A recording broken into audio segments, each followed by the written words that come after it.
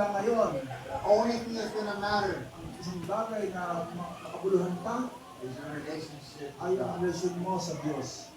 Everyone Ang lahat has an expiration date.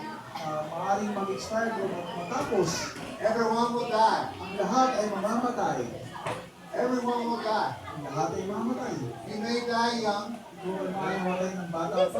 You may die old. Patayo-tayo ako kasi nagluluto ako ng kanin. But you will die. Subalit ang totoo, ikaw ay mamamatay. You will either die in your sin Ikaw ay maaaring mamatay sa iyong kasalanan or die in your relationship with God. o mamatay sa relasyon mo kay Jesus. I'd rather die Gusto ko mamatay in a relationship with God. na may relasyon sa Diyos.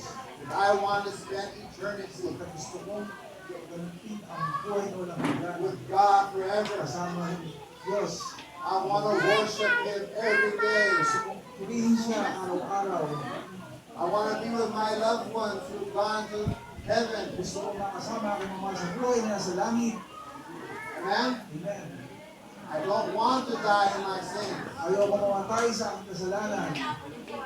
Bible says Sabi ng Biblia, that hell is outer darkness. na ang impyerno ay kadiliman sa labas. There's torture. Mga pagpapahirap, There's pain. mayroong mga sakit, Undescribable. hindi waring mga A place that you do not want to be. lugar na hindi mo gustong mapuntahan.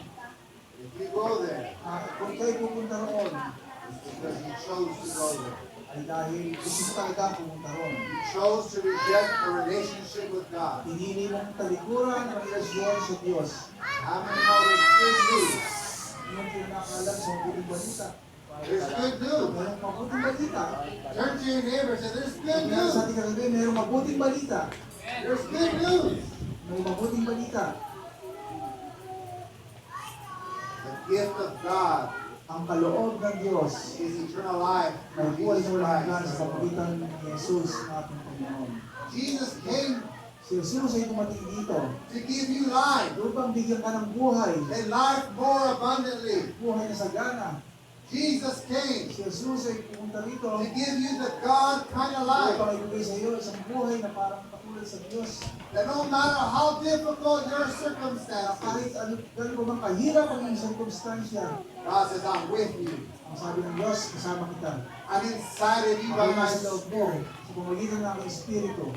And if I be for you, At kung ako ay kasama mo, then who can be against you? sino ang mga kalaban sa iyo?